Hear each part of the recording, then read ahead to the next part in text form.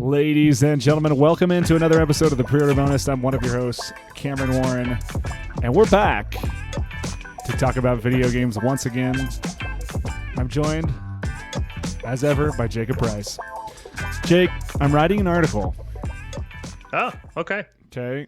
I do a little blogging, as some of you may know. It's not video games centric. It's more like business type stuff, But I've been mixing in the gaming in there. And my first one that I'm doing next is I'm talking about this big piece of news that dropped, which is that both Amazon and Google's game studios are absolute dumpster fires. And no one saw it coming. No, I mean, so that's the interesting thing about it, and that's kind of the angle I'm taking is like, it's kind of a blip when it's just one of them, but when it's both of them, it's a pattern to me, right? So like, yeah. I'm kind of digging in and seeing like, what is it about the culture of those two companies that made it so that they just weren't able to make video games? And I have some theories, so those will be coming out in an article soon, but pretty crazy news. I mean, two massively funded, like talent-filled game studios could not create anything that anyone wanted to play. Google couldn't even create anything they wanted to show. Yeah, I don't think we saw anything from their internal studios, did we? No, we didn't see a thing from Google. We had a beta for New World from Amazon, and we had Crucible, which I actually made a video on the YouTube channel. I remember, yeah. Which was immediately, Crucible literally came out and immediately was just unreleased. They were just like, nope. And they just literally unreleased it. And then apparently they're working on some Lord of the Rings MMO, but who knows? Who knows at this point? Do we know? So New World was the only game from those two companies to get any traction. I remember it kind of came out to a lukewarm reception, but it was in beta, so people were interested to see what was going to happen. Is that totally canned? I don't believe New World is canned. I do think that it got some pretty decent fanfare on Twitch. I actually watched a couple streams when it came out. There is something there's something around. So the article that kind of sparked this whole thing was Jason Schreier, formerly at Kotaku, him and a colleague at Bloomberg, they wrote this whole expose on the Amazon situation. And they talked about New World and how there's like huge problems with it. One of the big ones being that the enemies in New World, like, I don't know if they changed this in beta because I actually didn't get to play the beta, but like they were kind of based on like Native American Indians and it was very racist. Oh, well, that's rough. And anyway, that was just like one problem. I don't know. I don't know where it's at. I do know they pushed it by at least a year. So okay.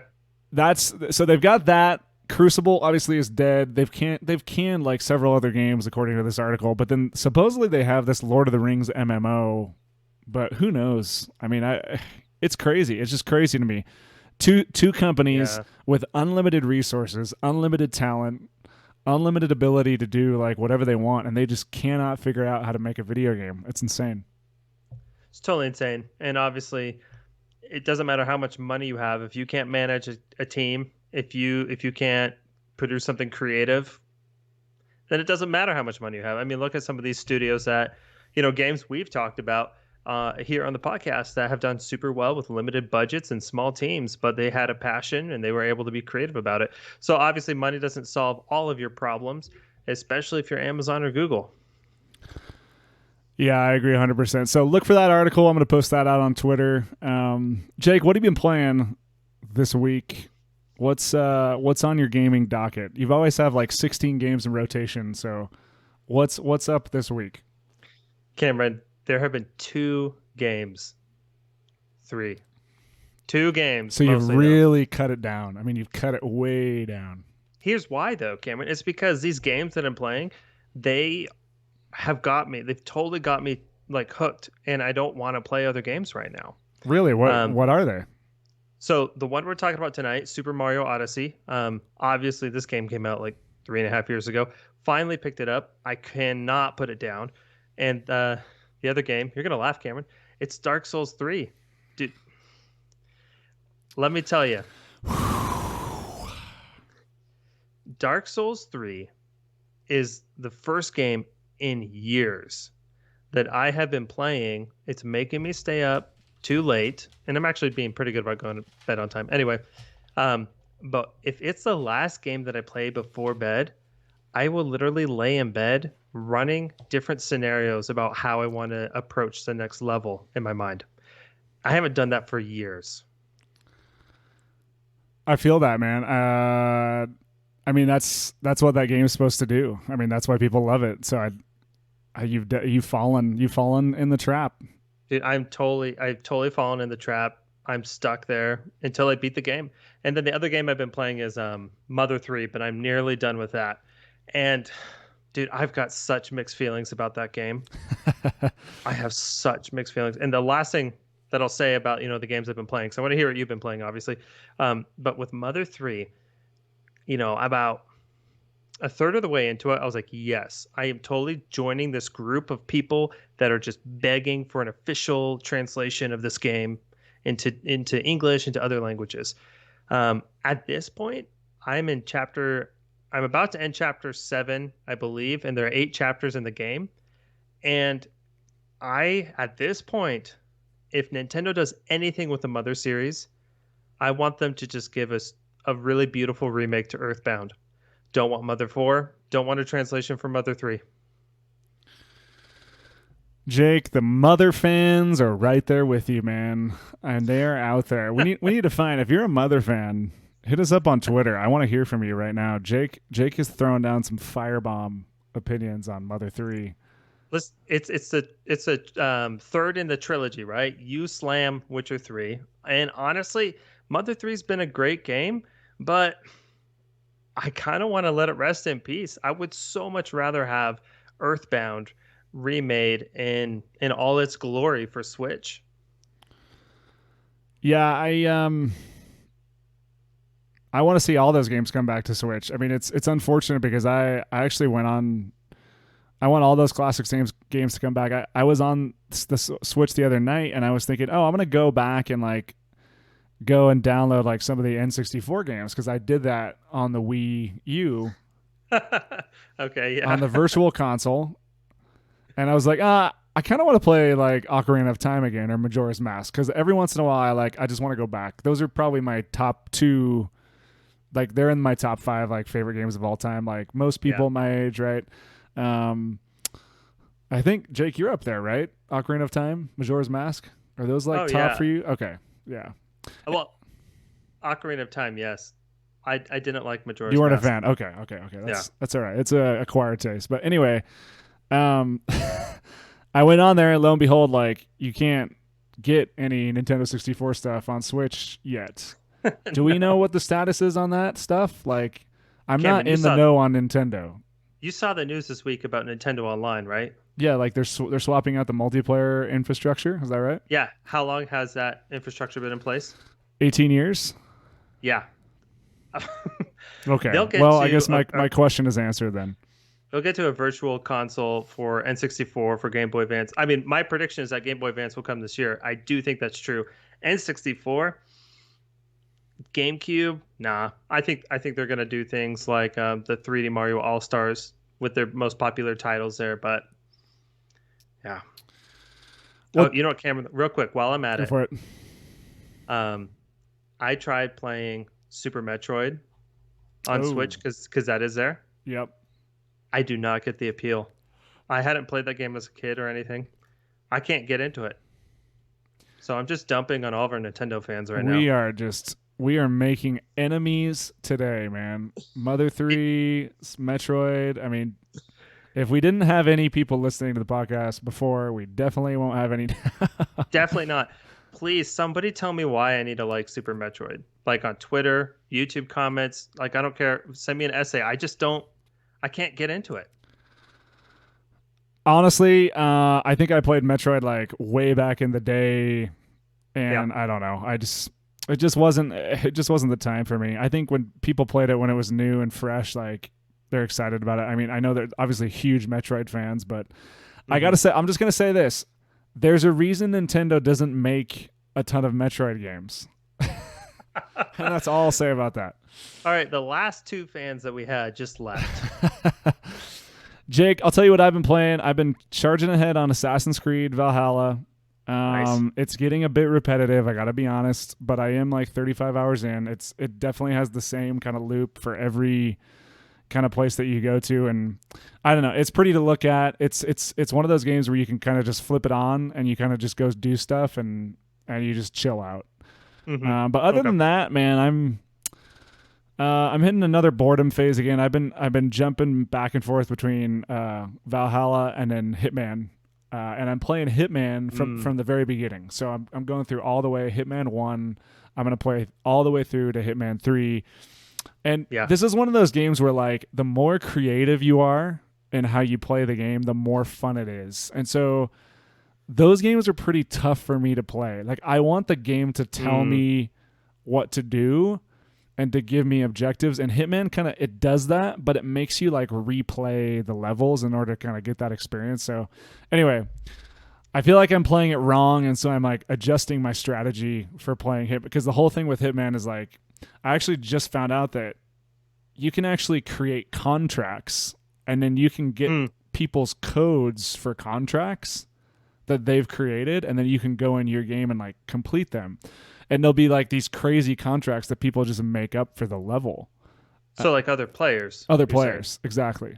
That's cool. It's I think that's a cool version of multiplayer. yes, it's very very cool, and I want to like dig more into that. So anyway, if you're a Hitman fan and you're a listener, hit me up with one of your contracts. I don't know. I need some way to like liven that game up. It is a very cool game. It's a very well designed game. I just need to figure it out better. You know, I've watched a few streams of Hitman 3 and the game looks fantastic, right? Like just visually. Awesome. Um, like we've mentioned before on the podcast, I'm not huge into stealth games. This game, I'm like super on the fence about though, because it looks really fun. The one thing that's actually holding me back, and so listeners, if you've got input for me, please let me know. Is it feels like could I sit down and knock down one level a night, like one mission a night? Is that going to take me like 3 hours to complete? Because it kind of looks like it will. No, no, no. You definitely could. See, the thing with the missions is they're meant to be replayed. They're like sandbox style, right? So what you do is you go in the mission and then you essentially like pick, usually there's two people that you have to assassinate, and there's, you know, a million different ways that you can do that. And the game will actually give you like it shows you on a grid like, you know, 10 dozen different ways that if you complete the mission doing the assassination like this or like this or like this, excuse me, you'll get points, and then like you'll rack up points that you carry with you. So you could totally play it where you just sit down, you do a mission, but you're not going to experience the whole mission just by sitting down and do it. Like you have to go back and replay. It's just how the game is designed. So, okay, maybe I'm just watching the wrong streamers who are just really taking their time, because when I was watching it, it seemed like, man, this is taking a long time to get through a level, and I don't know. You It just definitely seemed like it was too long. you definitely can take your time and kind of figure that. And I think part of that is just like streamers who want to figure out, you know, all the aspects of the level and all the different angles and stuff like that. But it's a good video game. If it goes on sale, Jake, I recommend we could create some contracts for each other, maybe. Maybe, dude, that I didn't know about that, and I think that multiplayer is like a very cool way of you know, having multiplayer engagement without it just being like, okay, now we have 8, you know, agents in this mission to take down 3 dudes. It's very cool. Well, enough about that, Jake. Today on the Pre-Order Bonus podcast, we are talking about a monumental video game for the Nintendo Switch, and that is, and we were very late to the game on this, so we apologize, but better late than never, because we're talking about Super Mario Odyssey. Jake, tell everybody how we're going to do it. Sure thing. As always, we're going to take this podcast and we're going to break it into 4 chunks for you, 4 categories. The first one is narrative. Here we focus a lot on the storytelling of the game. What are the main themes? How are the themes told? Who's telling the story? Why we care about the story? If the story is a really big part of the game, or is it not, right? Sometimes we talk about art design here. I mean, this is Super Mario Odyssey. I'm interested to see if what Cameron's got cooked up for this category, so we'll see. Second category is mechanics. Here, We talk about how you're interacting with the game, what systems of progression are in play. I mean, Mario is the classic platformer, right? So we're going to be talking about platforming in this game, how it feels, different movement abilities, which is always super crucial for any type of platformer. So mechanics, we're going to talk about that. We'll talk about different currencies in the game, et cetera, et cetera. Third category is gameplay loop. So what's going to bring you back to this game? Super Mario Odyssey has 999 power moons to collect, right? And so what is going to make you come back and try to collect all of those or just some of those, right? Where's the replayability? And then this game has some co-op, so we'll also talk about that as well in this category. But gameplay loop. What systems are baked into the game's structure that incentivize you to come back to this game over other games that you have in your backlog or just new games you want to play? And then finally, impact on the industry. Listen, like I said, this game's like 3.5 years old, and we're still like talking about it. We're playing it and we're doing an episode on it. So why are we still talking about this game? Are we looking for Super Mario Odyssey 2, or are we looking for a different type of mainline Mario game? Impact on this industry, though, is like Mario's a classic game. It's a classic platformer. Since 2017, have people been taking notes on this game? Where have we seen Odyssey's influence? Where have we seen other games influence Odyssey as well? So all that we're going to cover in the final category, which is impact on the industry, in tonight's episode.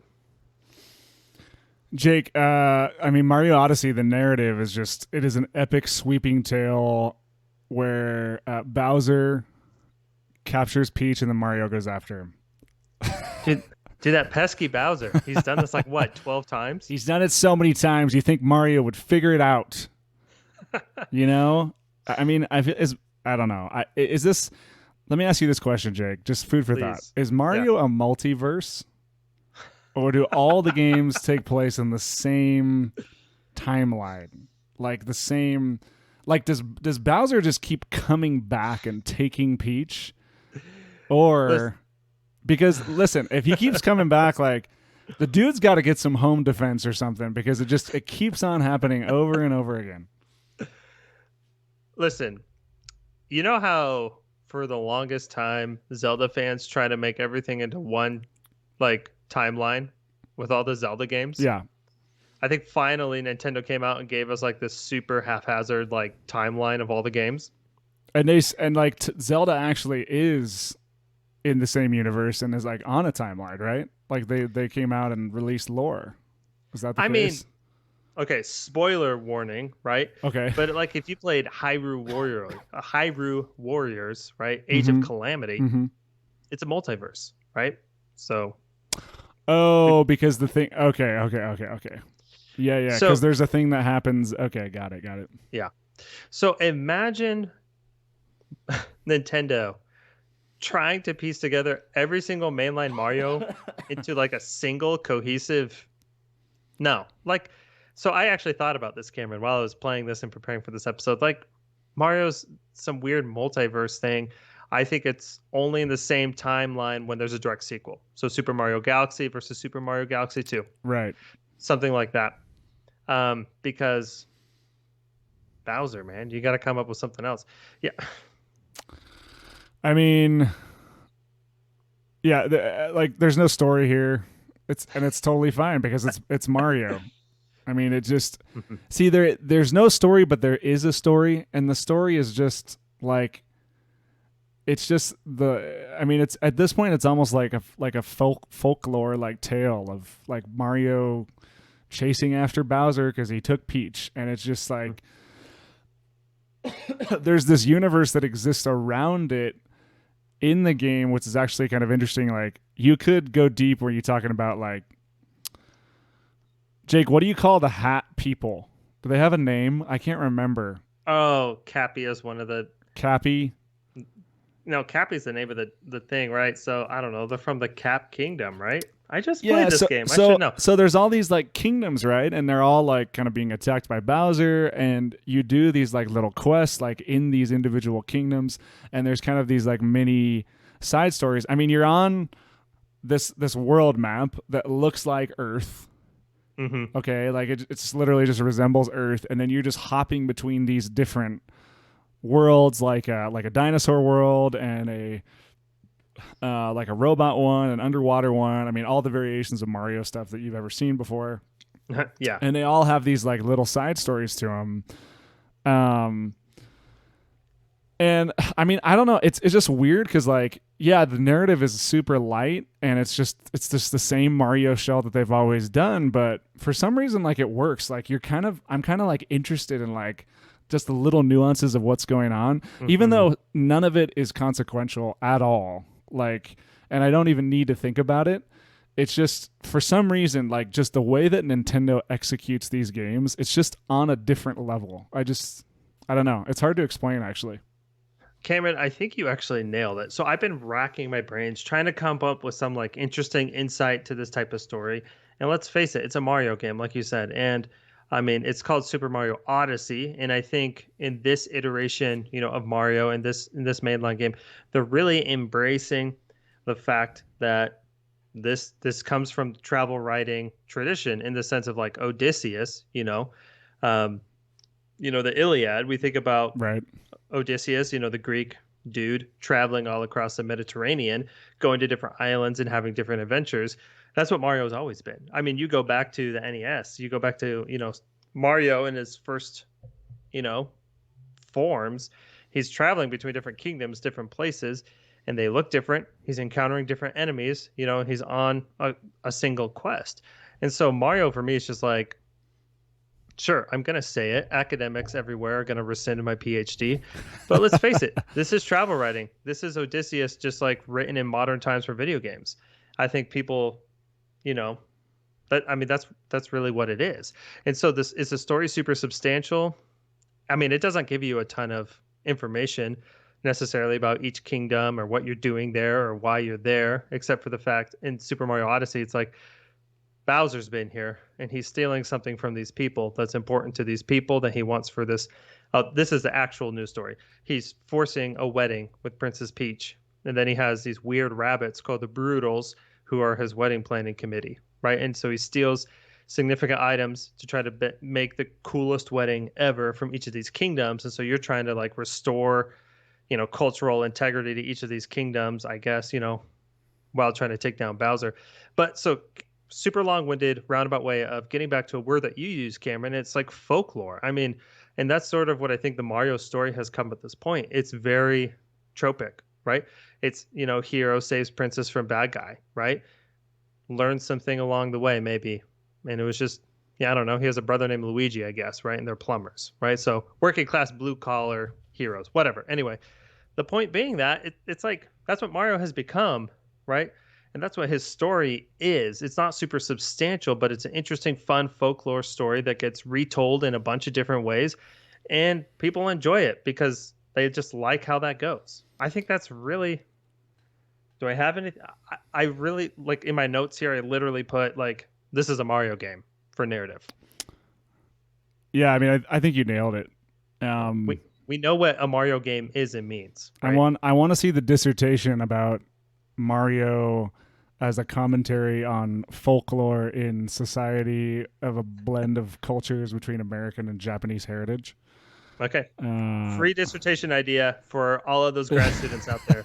hey, you know what? Video games aren't taboo anymore, so make it happen. Okay, you can do You it. know, in academia they still are, but Really? academia, Oh. yeah, I mean they're slowly coming around to the fact that it's like, hey, these are important cultural artifacts. Isn't there like a Skyrim course at like at Ohio State University where they study like Norse culture like through Skyrim? Am I right about that? I'm pretty sure. I mean, probably. The most recent thing I could think of, and I am blanking on this guy's name, but he wrote this really awesome book, and it was discussing representations of like mental illness and trauma in the Final Fantasy series. Um, Ah, interesting. Okay. and that academic publication, but I think that goes to show, and what a perfect series for that type of a study, right? Look at Cloud Strife, for example. That dude's got issues, right? Oh Poor yeah. Cloud. Anyway, but the idea being that I think academia is finally starting to come around to the fact that, hey, video games can offer something interesting and interesting cultural commentary. Um, but for the most part, like when I talked about video games in academia, they're like, Jacob, go back to reading poetry. I mean, it is what it is. Anyway, back to Mario. So, yeah, Mario. this is a Mario game. and it Yeah. is, and boy, is it a Mario game. Um, I Yeah. mean, it like, is there any question that this is the best Mario game? I don't know. You could, I'm sure there's a huge argument, but I think for me it goes, and I don't, we don't need to do this ranking, but I'm just gonna throw this out there. I think for me it goes Mario Odyssey, Galaxy, and then 64. Um, and just the fact that they were able to, they're able to continue to top the games, like these Mario games. They continue to figure out ways to like be more creative and be more ingenious. And speaking of creativity, moving into talking about the mechanics, like Yep. this is one of the most creative games that I've ever played. I mean, and let me just say like what it's built on. It's built on the mechanic 100%. It's Cappy, your hat, Yeah. who is an actual like character like in the game, but you control, but he's also like the mechanical device that the game revolves around, and that is you toss your hat at an enemy and you transform into them. Right. And it works on like 99% of enemies. And what it does is like different worlds offer different enemy types. And it just, what it does is like it makes every single one of these worlds have wildly different mechanics that shift and transform based on the types of enemies and your ability to transform into them. And so it's literally like having what almost feels like having like a dozen different games like built into one game, because Mm-hmm. the mechanics like change. So I mean, it's, again, it's all like the same kind of core base mechanics, but your ability to transform into the enemies like just shifts and transforms the way that you approach situations, the way that you solve the puzzles, the way that you traverse around the map.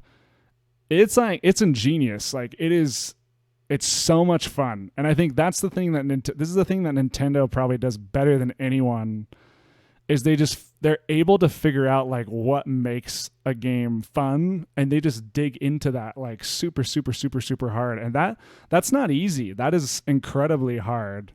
In fact, that's one of the things I'm touching on in this article I'm trying to write, is like making a video game is about figuring out something that's fun and then building like, a whole world around it. And Nintendo just does that insanely well. I mean, Cameron, I think that's a Mario series to a T, right?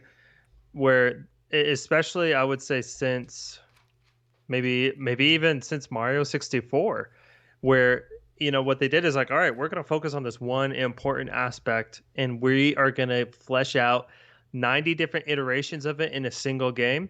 For some people, that's repetitive. I think for the most part, in most Mario games, Nintendo's really good about making it feel fresh throughout the entire game.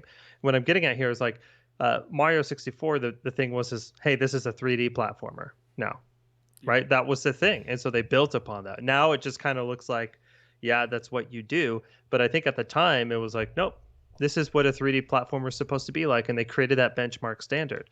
And then Super Mario Sunshine, right? It's like, hey, we're going to introduce this water mechanic. What's the dude's name? Flood, right?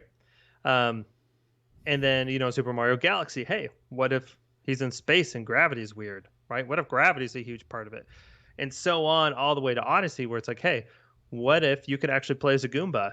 What if you could play as, whatever Mario villain, classic enemy?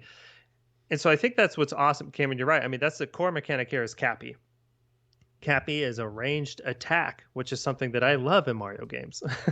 Right. because because a lot of times you're just jumping on heads, right? Which isn't necessarily a problem, don't get me wrong. But having a viable ranged attack, I think actually kind of feels nice.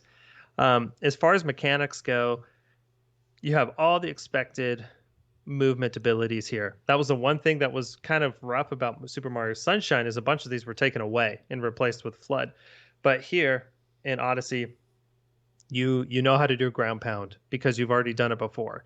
You know how to do his different maneuvers. And then I was practicing actually one earlier today, which is unique to Odyssey, where you can jump, throw your cap, lunge forward, and grab your cap, and then jump again.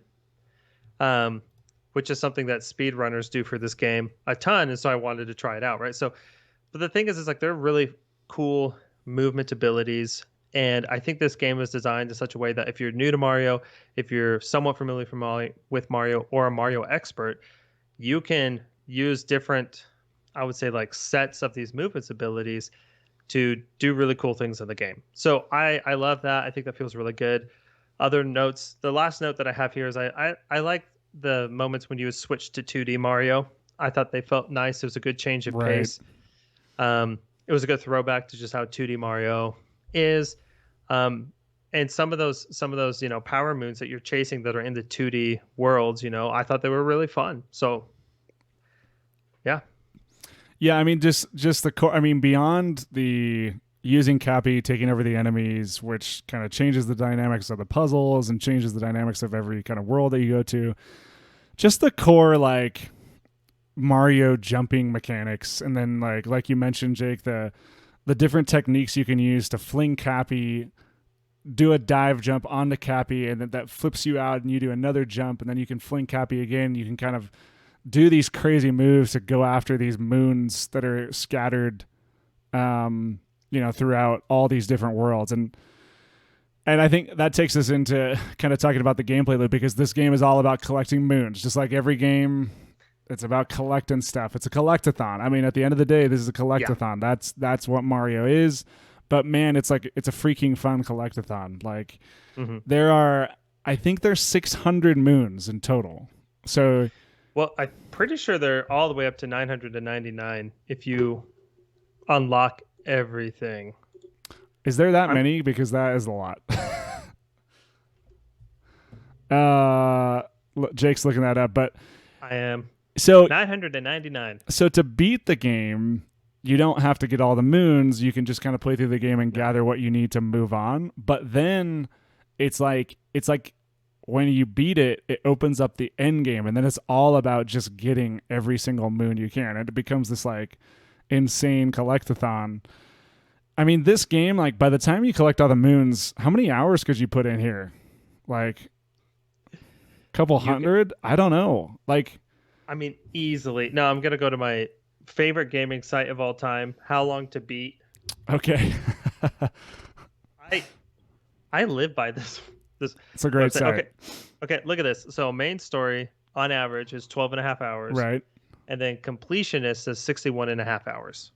Okay. So 60 hours, but 60 hours collecting moons kind of feels like 200 hours. But no, but in this game, like, it's very fun. So it's, I don't know how I mean, they seem to pull it off every time, because, I mean, my daughter is still playing the game. I still jump on every now and again to like help her catch a new moon, and she just is continuing to playing, and she's still finding moons to catch. She's just finding them. Yeah. She's just like popping into the different worlds and kind of running around. And it's like, oh, I found this like random puzzle, and it's just this totally like unexpected surprise, and then you go get a moon, and you just hours and hours and hours upon hours of like doing this moon collectathon, and it's just a joy, man. Like and it's addicting. It's addicting. Like you want to keep. I want to get more moons. Like I want to be a completionist. I want to get everything that this game has to offer, because it's so fun and it's so well done. Yeah, I think that's something that's incredibly unique to Super Mario Odyssey. To be honest, is because not everybody wants to be a collectionist. And honestly, you hear the number 999 and you're like, dang, that's a lot. That's more than how many Koroks there are in Breath of the Wild. But the thing about Power Moons is that they feel accessible. And what I Yeah. love about this game's design, and this is why it was easy for me to come back, is as you're progressing through the main story, a huge chunk of all the Power Moons available are already built into the game. And you might need 10 from a certain level to progress in the main story. Well, you can get any of the 10 that you find. And so a lot of times I would see, oh, that looks like a pipe entrance to a 2D puzzle. There's probably a power moon over there. I'm going to head over there. And along the way, I see, wait a second, this is something I want to explore. And lo and behold, it's a power moon, right?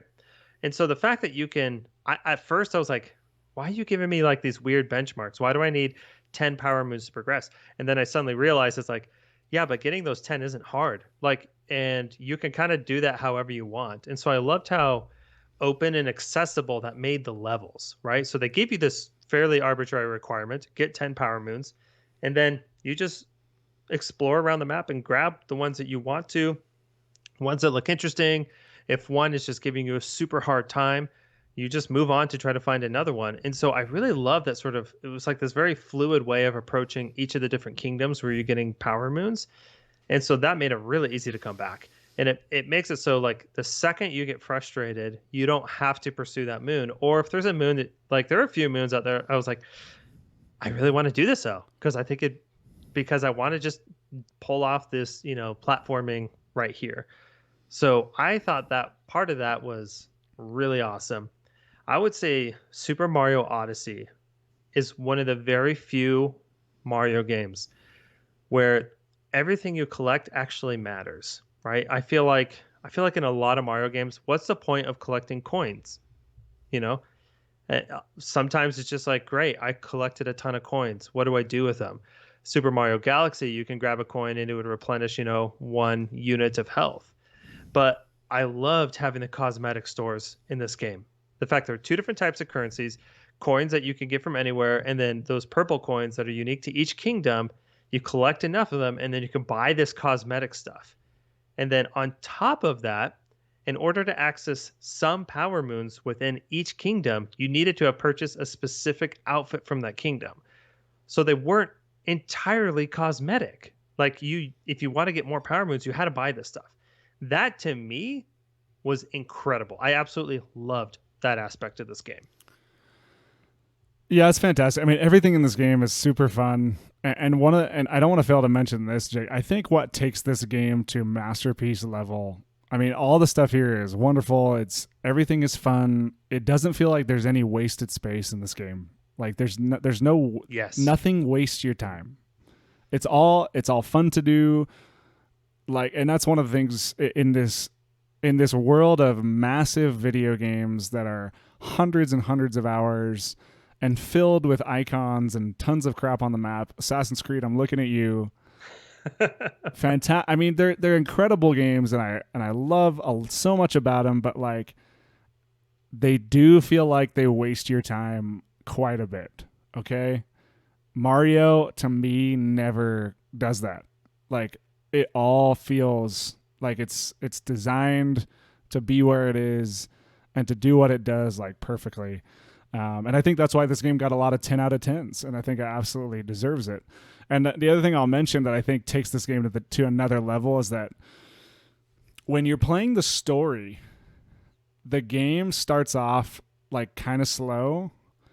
To me, it's like a little slow. It's still obviously good, but it's like a little slow. But then every level, the story it just escalates and escalates and escalates, and the set pieces get more and more elaborate, and then it ends with just this massive bang where like it takes you to a place like you never thought the game could go, and just like completely surprises you. Yeah, I mean, I can't say enough good things about it, and to me, I mean, it's worth every 10 out of 10 that it got way back when it came out. I think in 2017, right? 2017. Is it that old now? Yep. Yeah. Yep. It came out fall, though, not at launch. That's right. That's right. We got Breath of the Wild with launch, and then Mario Odyssey came in the fall. Yeah. Yeah, Jake, I don't know. Too many good things to say. Yeah, I'll just say I got a few more things here that I'd like to mention. Yeah, Cameron, you're totally right with the pacing. The first two kingdoms or whatever, they kind of feel a little tutorial-ish, but I think that's kind of okay. Yeah. Because you can come back to those worlds after you beat the game, and there are moons there that are not easy to get. And so I think Mario. We mentioned this the last episode. There are a bunch of franchises that have been around for a super long time, and all of those boardroom members say to the creative leaders, hey, we are trying to get as many people as possible to buy this game. How can you make this accessible for newcomers and veterans, right? And that's a huge, huge challenge for any franchise or any game. And so I think Super Mario Odyssey does that super well. I think the Mario series does this well by keeping relatively uniform movement mechanics and abilities throughout each of the games. So you can hop right in immediately and start collecting and doing what you need to do, right? And then, like you said, the first two kingdoms, they're a little slow going, but I played this with my 5-year-old, and he Right. needed that, Yeah. right? Yeah. And so that I thought was a huge bonus. And then, like you've played this with your daughter, I've been playing with this with my son. This game is one of the few games that has what I'm calling, I'm sure other people have called this before. I'm not the first, but like a 1.5 co-op Yeah, mode, yeah, yeah, yeah. It's yeah. right? Mhm. So you have the person who's controlling Mario, and then you can have, I can have my 5-year-old hop in, and he's playing as Cappy, right? Mhm. And so he can do something, and the stuff that he does isn't like, minimal. It's not necessarily like he's just there for fun. No, he's actually contributing to the game and helping, progress. So there are very few games I think that have this mode. I wish there were more, right? Um, and I think that's a huge part of the gameplay loop, and I think that's part of how Nintendo's made this game accessible for newcomers and veterans alike, right? Or people who are just experienced gamers. Like, hey, you can know Mario, but you could also play this with your 5-year-old, right? And you could both have a really good time.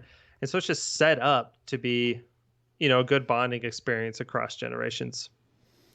Yeah, it's another brilliant design thing. Like a 5-year-old can go play this game and have fun, and so can a 32-year-old who's looking for a super difficult like puzzle experience. It's all there, and that's Yeah. the crazy thing about it. Like I can't think of another game that toes that line between like Dark Souls level of like puzzle challenged Right. and a 5-year-old can just open the game and just mess around. It's super difficult. I'm with you, Cameron. I think there are very few games that can do it. I'm actually going to say, we didn't talk about this too much in our Untitled Goose Game episode. That's one of the few games I can think of. I mean, Oh, there's a few that's off the true. top of my head. I think Child of Light, Untitled Goose Game, Let's Go Pikachu or Eevee, and Super Mario Odyssey are the ones that come to mind that have this 1.5 co-op. But yeah, anyway, that makes it really easy to come back to the game. Is like anybody can pick it up at any time, and you can pick it up with anybody. And we're not just talking about kids. We're talking about people who aren't like really big gamers or people who aren't familiar with the Mario series in the sense that they haven't played it. Mm-hmm. 1.5 modes make it so you can play with anybody relatively easily. Jake, how do you even talk about Mario's impact on the industry? I mean, Mario is the industry. Cameron, I want to ask you this question Go for it. about impact on the industry, okay? What is the current state of 3D platformers? Um. This is a question I was trying to answer when I was preparing So, for this episode. I mean, let's just go through like what's out in the marketplace that you can play right now. It's Crash Bandicoot remake, Okay, yeah. Mario, I've had a ukulele, ukulele. Yeah, I was about to say that. Super Lucky's Tale. Super Lucky Tale is another one. Rayman, but there hasn't been a new Rayman in a while, right? Yeah, maybe the Spyro Reignited trilogy. The Spyro remake. I just top 3D platformers. I'm just curious to see what this brings up. No, and so I ask you this question. It's not supposed to be a trick question. I don't think I No, have a really good answer for it either. Yeah. But the idea being like, listen, I really loved Super Mario Odyssey. You really loved it too. But in terms of impact on the industry, are other studios really trying to make something to compete in the 3D platformer market space? I mean, I think to your point, Jake, like Mario just dominates so hard that it's just I'm sure that developers just look out. They just look out they look at these Mario games and they're like, there's no way I can make anything close to this. The only thing I can think of that may come to challenge the dominance, but I don't know if it counts as a 3D platformer, is the new Ratchet and Clank that's coming to PS5 here in Q2, I believe. I mean, by the looks of things, it looks to be this insane experience. I mean, so that could challenge the dominance, but that's the only thing I can think of. So to your original question, like, what's the state of 3D platformers? It's Mario.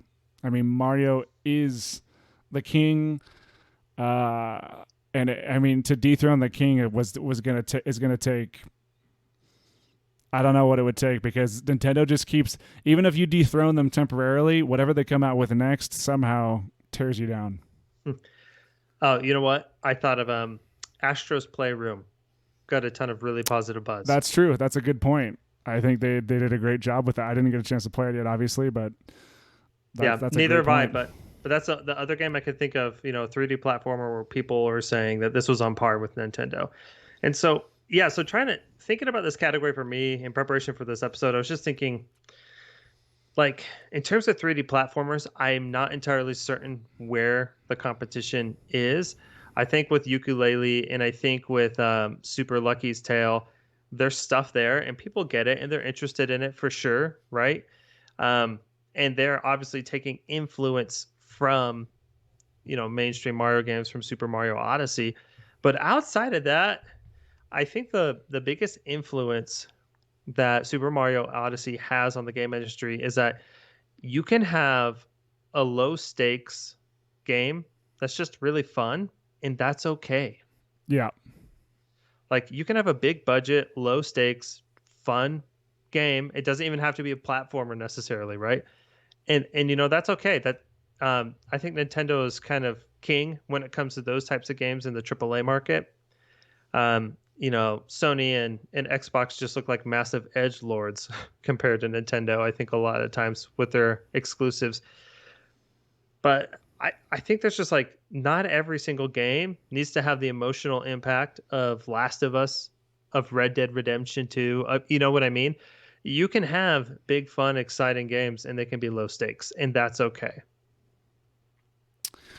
Yeah, I mean if there's a lesson here, I think it's that, and then the other thing is I think it's a masterclass in design, just level design and gamification, and making the player feel like they're making progress, making the player feel like they want to go and like collect these moons just for the sake of collecting the moons because it's fun. Yeah. Like that's literally there's no impetus to go collect the moons other than it's just fun to do it. And that's why there's 900 of these things in the game because they just figured out how to make that Yeah. singular mechanic so much fun. And I think that's the lesson to game designers, like, right? Like when they stop, and I know nothing about game design. I've never designed a game. I have everything I've seen and witnessed, demonstrates how freaking insanely hard it is. Um, Yeah. but one thing I can say that I've noticed is that like it seems to me that the key to making, a really great video game is you have to be able to affirmatively answer this question at the end of the day. Is it fun? If you can't say yes, then it's not going to work. And if you can't say yes, just trim it out. And I think Mario has figured out the perfect balance in that equation. hmm Yeah, I'm with you. I mean, in looking back at this episode, we've actually spent the most time in the third category, gameplay loop, which is the category we tend to spend the least amount of time in, right? Which I think is interesting because for Mario games, like we talked about, narrative isn't super dense. There's not a lot going on. Nobody's betraying. Luigi doesn't suddenly betray Mario, and that's never going to happen, right? Um, but it works for this type of game. One, because Mario has a history, right? And two, because the game is so much fun to play. And like you said, Cameron, there's no wasted space. If you're going to explore something in a map, there's probably something there, right? And so your expectations are very easily set for what you can expect out of Super Mario Odyssey when you start playing it. That that's why it's okay that it's a low stakes game, right? Because your expectations are just they're met and they're given and they're met very easily. So yeah, I agree. I think in terms of game design and like level design, those types of things, it's executed really beautifully here in Super Mario Odyssey. And it's just such a joy to play, right? It's a joy to jump around and it feels good to get a power moon. Jake, any other thoughts on Mario Odyssey? Um, don't if you haven't played it yet, please just play it, right? Let's see. Play the game. Yeah, it's kind of funny because in game they talk up a lot one of the kingdoms, New Donk City, which is obviously New York City, um, and I think that's definitely one of the standout kingdoms. I don't know. I could talk about random aspects of this game forever. I just think each of the kingdom designs are really cool, and that's one that really stands out as well. The skyscrapers, they have parks and stuff in there as well. New Donk City is awesome, and that whole like jazz song scene, like set piece thing is one of the coolest things ever. It's Yeah, awesome. it's so much fun. And then I really loved the last two kingdoms, which, it's a Mario game, so spoilers aren't really a thing, but just for the sake of consistency in our episodes where we don't spoil the ending, I loved I loved the design of the last two kingdoms, and I really feel like they were designed to be a culmination of how you've mastered getting power moons and different abilities and exploring movement abilities. That's what he mean by that. And just like exploring different kingdoms. I thought the level design of the last two was just absolutely stellar. Well, Jake, that is it for our discussion on Super Mario Odyssey for the Nintendo Switch. Incredible game, fantastic game. If you haven't played it yet, go play it right now. Go play it. Just buy it. Spend your whole Taco Bell paycheck. I'm sorry. Cameron, come on. No, I'm gonna go spend my whole paycheck on Taco Bell, and then I'm gonna go play this game. That's what I'm gonna do. That's the truth. I knew there was something under that comment, and it's because there's a Taco Bell so close to your house. I got to be honest. I'm just thinking about Taco Bell. I'm not sure why I'm even talking about it. But anyway, enough about that, Jake. This has been another episode of the Pre-Order Bonus. Please follow us on Twitter at CamWarrenM, at Jacob_ChipTip18. You can also follow the podcast at PreOrderCast if you want podcast announcements. Subscribe to the podcast anywhere you get it. Apple, Spotify. And find us on YouTube. We're rebranding the YouTube. We're almost done with that. Again, our YouTube channel, Mass Generic Gaming. And we have all the podcast episodes featured there, including clips. Our most recent clip just went up. Why Halo Infinite is going to have a battle royale mode. I battle out and explain that. So, yep. And then the last thing to plug, I'm gonna bring back my Twitch channel. So twitch.tv/chiptip18. Probably only going to be on 2 nights a week, but I figured out how to. This is a Fender Telecaster. I've been playing guitar for millions of years. I figured out how to get that live on stream, so it's going to be a good time. Watch Jake stream. Jake, what's the Twitch again? Twitch.tv/chiptip18. Twitch.tv/chiptip18. Go check him out. We'll be announcing that too on Twitter, so check that out. Thank you, everybody, for listening, and have a great night.